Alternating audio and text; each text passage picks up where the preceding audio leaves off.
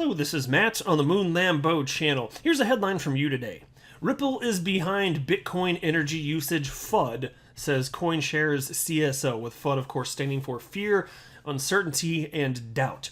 Now, this particular FUD, many people are saying, is what's resulted in the recent obliteration of $1 trillion of the crypto market cap, down from about $2.5 trillion down to $1.5 trillion within the last several days or so.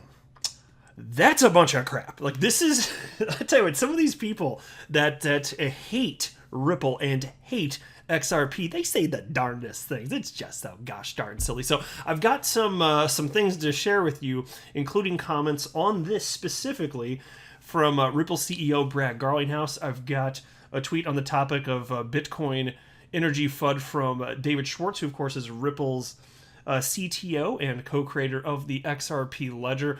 But before we go further, I do want to be clear at the outset that I do not have a financial background of any kind. I am not offering financial advice, and you should not buy or sell anything because of anything I say or write. I'm just an enthusiast who makes YouTube videos as a fun hobby about Ripple and XRP and crypto, and that's all that's going on here. All right, so let's jump in.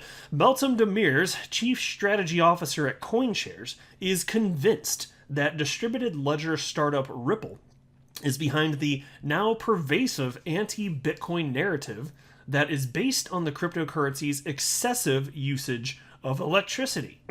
This comes after digital currency group CEO Barry Silbert made an ambiguous remark about a single company allegedly orchestrating the Bitcoin energy usage FUD.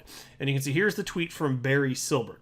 He wrote, "What if there was one company that was behind most of the Bitcoin energy usage FUD? Now that would make for a sensational story for somebody to write." Okay, so that seems like highly likely that he's referencing Ripple. I don't know who else he would be talking about, because most other the firms in the world of crypto just pretend like this isn't even a problem. But Ripple, frankly, is just acknowledging the pros and cons of Bitcoin. And you can be long Bitcoin and still acknowledge that it is not perfect, okay? Just if you want to be grounded in reality, then you're going to have to do so. But all sorts of people act like this is still a big nothing. But there are people the world over that are bringing up these actual legitimate concerns about Bitcoin adoption, including the energy concerns. And so the idea that somebody's saying somebody's critiquing Bitcoin, that means that they're spreading FUD. I don't even like the way that people use the word FUD, because understand that FUD means, again, fear, uncertainty, and doubt. And people, when they say that you're spreading FUD, the implication is that you're doing something you're not supposed to do. But what if it makes sense to have some fear or some uncertainty or some doubt? See, and so people they're using this term entirely incorrectly frequently. It's like, oh, you're doing something you're not supposed to do. But sometimes there are scary things out there, and there is reason to be uncertain, and there is reason to doubt what's going to happen, whether you're talking about price action or actual adoption of Bitcoin or of XRP or pick your cryptocurrency. It's not all sunshine and lollipops and puppies and ice cream all the damn time. And so I don't like the way that most in the world of crypto apply the word FUD here. And I think it's happening again in this particular instance here. Now, even though CEO Brad Garlinghouse claims that he's long Bitcoin, the former Yahoo executive has been taking aim at the cryptocurrency's energy consumption and transaction costs since March 2017 to promote the Ripple-affiliated XRP. In his recent CNN interview, he said that one Bitcoin transaction equals 75 gallons of gasoline. And so this is where you get Meltem Demir's retweeting that comment from Barry Silbert and wrote, "Starts with rip, ends with puh." They also, and then she's got the little facepalm emoji right there, and then wrote, "They also spent most on lobbying the last 3 years." And by the way, so like speaking as though there's something wrong with that, I'm just like, holy hell! Do you understand the world, like the train wreck that the crypto sphere is in, at least in the United States, because there is not sufficient regulatory clarity, and almost nobody is spending money in the world of crypto and blockchain. And she's digging at Ripple for doing that, seeking clarity, which would help the entire space. Do you see how she's living in la la land? Like it's just a complete denial of what is reality and what's actually going on here.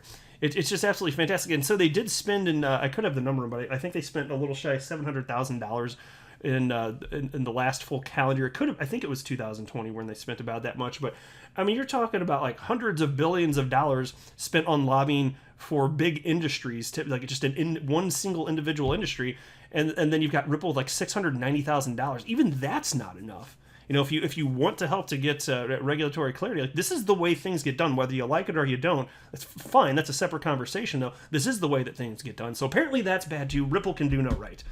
What a bunch of nonsense. Anyway, in its preliminary response to the lawsuit filed by the U.S. Securities and Exchange Commission, Ripple highlighted Bitcoin's enormous carbon footprint.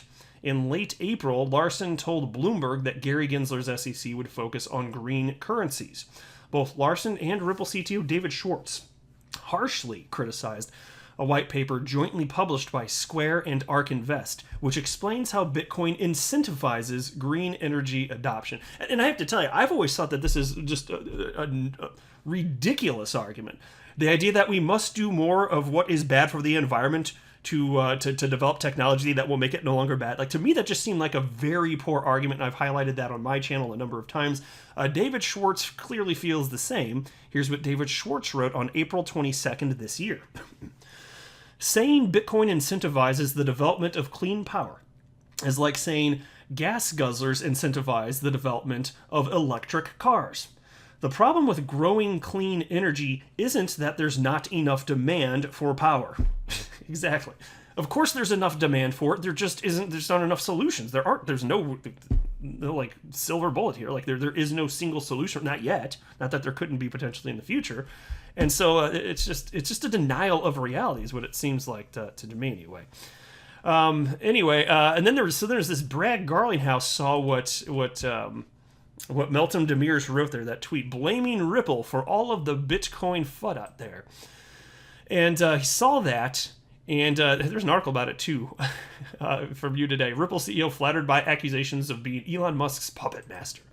And so in response to what Meltem Demir wrote there, which is just not in line with reality, Ripple CEO Brad Garlinghouse wrote the following. It's beyond flattering that you think Ripple is the puppet master behind Elon Musk. Countless scientists, governments, crypto enthusiasts, and others who have stated the facts about Bitcoin's energy use. And then he's got a laughy emoji, and rightfully so, because this is quite laughable, to be honest here. And that tweet in and of itself, he retweeted something he put out on April 4th, which reads as follows. We have the tools to make crypto 100% renewable and reach its full potential. Let's focus on the solutions to change the opinion of Janet Yellen, Bill Gates, and countless others who have pointed out concerns about energy usage instead of accusing me of FUD. Exactly. And so it's clearly not just Brad. It's clearly not just Chris Larson or David Schwartz or people at Ripple in general. It's just a fact. Bitcoin is a freaking energy hog. It absolutely is. And you can have cryptocurrencies, and we do have cryptocurrencies that use a fraction of the energy that Bitcoin does, where it might as well be effectively no energy. Because I think XRP, the most recent number that I saw, is that it's 120,000 times more energy efficient than Bitcoin, XRP specifically. Well, that's just a fact, right? And so then I like this one too. Are you guys familiar with Hal Finney, one of the earliest adopters of Bitcoin? He tweeted out on January 27th, 2009, the following. So again, this is over 12 years ago. Thinking about how to reduce CO2 emissions from a widespread Bitcoin implementation. Well, how about that? 12 years ago, an acknowledgement from one of the most early ardent supporters of Bitcoin. This is not something that Brad Garlinghouse and Ripple have conjured up. This is an actual problem. And so Crypto Whale on Twitter responded to what Barry Silbert wrote with the following. Why do maxis keep calling Bitcoin's massive energy consumption FUD? Branding it as that won't make it any less true. Bitcoin consumes more energy than any other man-made invention on Earth. Even Hal Finney knew it was an issue in 2009. Now energy consumption is up 789,000x. See, there you go. And Mr. Whale here, Crypto Whale, getting at something that I cited at the outset of this video, which is that, you know, they're just branding these negative messages purely as FUD, because again, if you say FUD, you're indicating that somebody is saying something that they ought not be saying, even if it's true. Even if it's something that's true, it doesn't matter. That's how people use the term FUD, and it does not make logical sense. And so there we go. And then you get this headline from Crypto News Flash. $1 trillion wiped out inside the most brutal week in crypto this year. And so Ripple says all this stuff, and then because of this is some sort of contributing factor as to why the market tanked from 2.5 trillion to 1.5 trillion. Bonkers stuff. I'm not going to read through the article, just wanted to highlight it. You know what's happened with the scary, spooky price action the last several days or so. But markets don't go up in a straight line forever. And I just made a video where I did highlight, look, in all likelihood, from what we're seeing from at least the chart analyst I follow, greener days ahead. And XRP will still, this market cycle, hit its all-time high and enter a new realm of price discovery. So say the vast majority of the analysts that I follow. And the other ones that don't say that, they just don't talk about XRP. So it's hard to find an analyst that's open and honest that doesn't think you're going to see that with XRP. So in the short term, though, there you go. Brad Garlinghouse bad, Ripple bad, tank the market. And apparently, Bitcoin's energy problems, not a real problem, apparently. So there we go. So welcome to your Fantasyland update. That's what's happening. That's what's going on here.